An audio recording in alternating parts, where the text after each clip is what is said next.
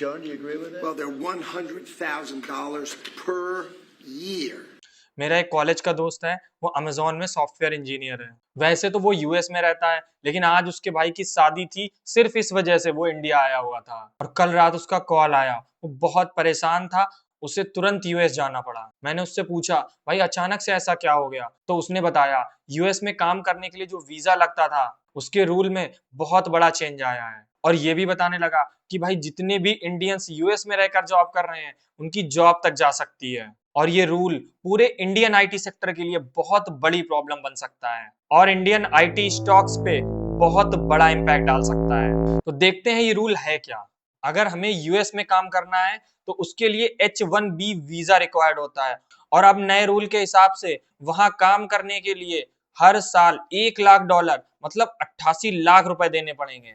हजारों Indian professionals हर साल ये वीजा लेकर यूएस जाते हैं। इंडिया में जितनी भी बड़ी आईटी कंपनीज हैं, चाहे वो इन्फोसिस हो, टीसीएस हो या फिर विप्रो, बड़ी क्या छोटी कंपनीज तक के ज्यादातर प्रोजेक्ट्स यूएस के होते हैं।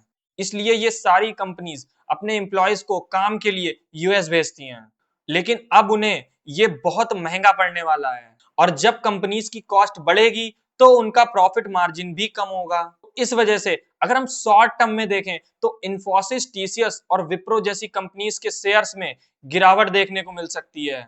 लेकिन यहाँ एक लॉन्ग टर्म एंगल भी है, उसे समझना बहुत जरूरी है। ये स्टेप इंडियन आईटी कंपनीज के लिए बहुत ज्यादा पॉजिटिव हो सकता है। अब आप सोचेंगे वो कैसे? देखो, ये तो आप मानते होंगे कि इंडिया में टैलेंट भी है और जो अमेरिका की बड़ी बड़ी कंपनीज हैं उसमें ज्यादातर अच्छी अच्छी पोस्ट पे इंडियंस काम कर रहे हैं। तो उनके लिए जब इंडिया से एम्प्लॉयज बुलाना महंगा हो जाएगा तो वो अपने सेंटर इंडिया में खोलेंगी, तो इंडिया में जॉब और ज्यादा बढ़ेंगी।